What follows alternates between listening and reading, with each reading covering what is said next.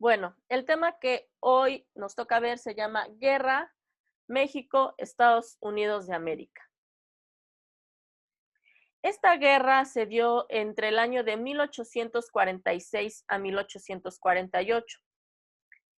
Hasta ese momento, pues, Estados Unidos había conseguido agrandar su territorio sin apenas haber disparado un mosquete. Desde la guerra de independencia que ellos habían tenido, pues su territorio lo había adquirido por medio de pagos.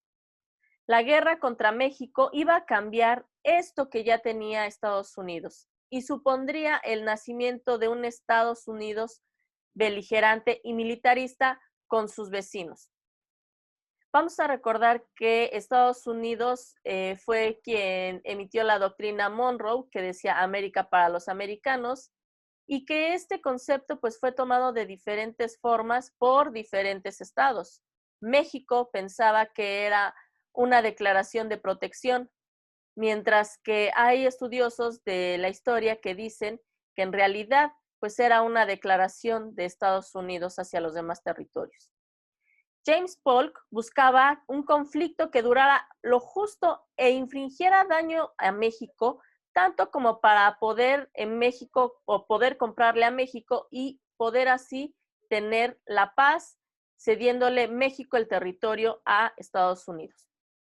La estrategia estadounidense a nivel militar se basó básicamente en diversos frentes. ¿Cómo? Es decir, iba a atacar por diferentes puntos porque sabía que México venía de una crisis política y social y que no tenía la cabeza ni tenía la fuerza militar para vencer en distintos puntos. El caos fue tal que las autoridades mexicanas se vieron obligadas a llamar al nuevo general que antes habían exiliado, que fue Santana, y que lo habían exiliado desde la independencia de Texas, y esto lo hicieron pues con el fin de que Santana pudiera dirigir sus fuerzas.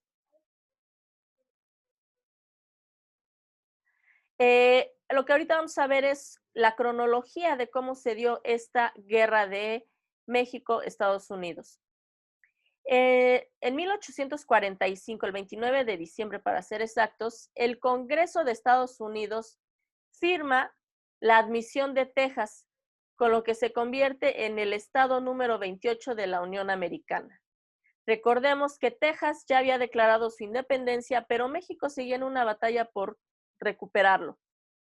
Sin embargo, pues fue un golpe muy fuerte para México, que precisamente el 29 de diciembre de 1845, Estados Unidos pues lo admitiera como un nuevo estado.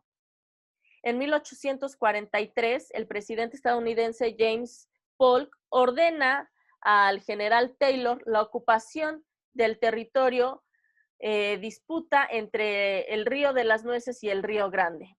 Desde que Texas se independizó, pues existía ese conflicto de cuál era la zona limítrofe entre Estados Unidos y México, por lo que este presidente toma la decisión de enviar a Taylor para poder ampliar pues su frontera. El 12 de mayo, Polk, que era el general, pues declara oficialmente la guerra a México. El 18 de mayo, el general Taylor cruza el río Bravo, que es la actual línea divisoria entre México y Estados Unidos, y ocupa las fortificaciones fronterizas mexicanas, y la Armada estadounidense inicia el bloqueo en la parte del Golfo de México. En el año de 1847, el 22 y 23 de febrero, se da la batalla de Angostura, en Coahuila. Aquí no se tiene un claro vencedor. Sin embargo, pues México o el gobierno, los militares de México, pues tienen que retirarse del centro del país. Se retiran, perdón, al centro del país. Posteriormente, el 27 de marzo de ese mismo año, Veracruz o llegan a Veracruz el ejército estadounidense comandado por el coronel Scott. El 14 de septiembre de ese mismo año, tras casi un mes de combates, es desocupado el último ejército o la última parte del ejército mexicano en la ciudadela de la capital. y se iza la bandera de Estados Unidos. Para 1848, pues ya México derrotado no tiene otra opción más que firmar un tratado. Esto lo hace el 2 de febrero de ese año y a este tratado se le llamó el Tratado de Guadalupe Hidalgo. Y con eso se pone fin a esta guerra.